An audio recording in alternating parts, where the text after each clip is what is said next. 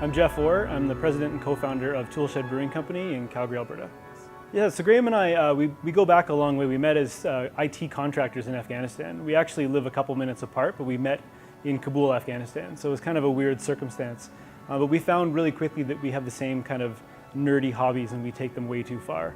So our first one was getting, good coffee. So we got a coffee roaster because we couldn't find the right beans after we spent a bunch of money on coffee makers. So we kind of figured out early on that we like to take our hobbies too far. So we started home brewing, and next thing you knew, we were trying to figure out ways to take our home brewing way too far.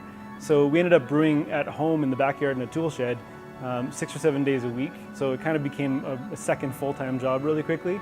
And so we tried to figure out a way if we could, capitalize on our friends drinking all of our beer at first and make some money back. And obviously there's a lot of weird legalities around beer. So that kind of morphed into, can we turn this into a legitimate business and maybe make some money and make a go at it? So when we started looking into an actual viable business plan and how we could make this a business and become business owners and make a paycheck at the end of the day, we found some really disturbing legalities and provincial requirements that were basically stopping breweries from opening in Alberta. And so the minimum requirement law, is what it was called, said we had to make 500,000 liters of beer minimum to open our brewery. So we needed the facilities and the production capacity, and that's a massive outlay of money to get to that point. So we had to find a way around that. We knew we wanted to make a business and we knew we wanted to get up and running, but when we went to go see banks, tell them our business plan, they would kind of just laugh at us because we didn't have experience doing this before. We came from a completely different field, and so they didn't have any confidence in the fact we could pull it off. So we had to find a way around this situation, and that way we found that was a brewery in a different province. That brewery had some space they weren't using, so we were able to use their space. Kind of helped everybody. They got to use that space and make some money off of it. We got a chance to make our beer there, and then we actually had to set up as an importer in our own province.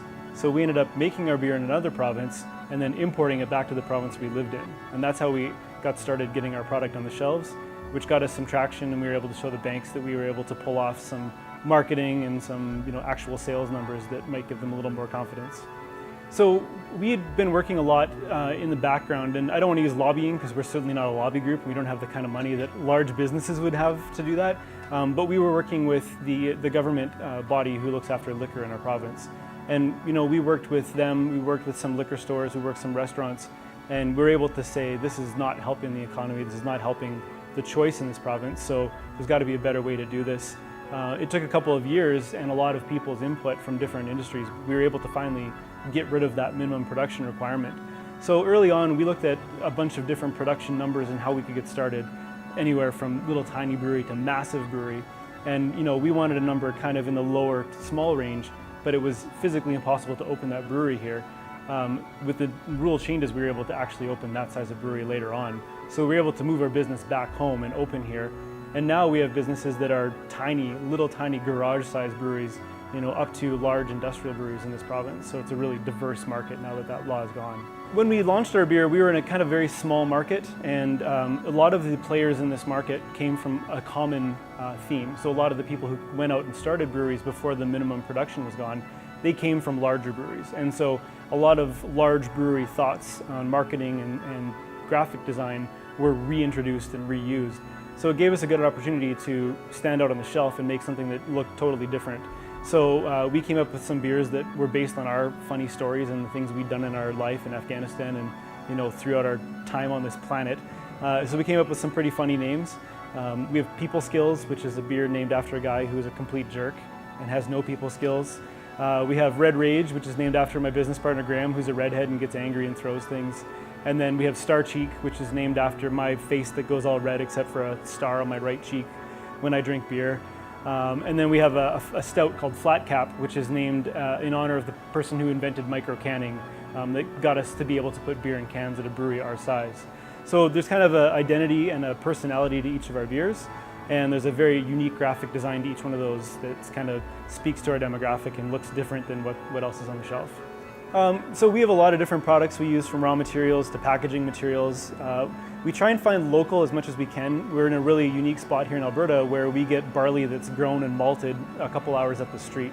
So breweries and distilleries around the world are, bringing in train cars of this product from here because they want our product, but we get to talk to the farmers who are growing it. So that's a really unique and important thing for us. We also get hops from Washington and Idaho area of the U.S.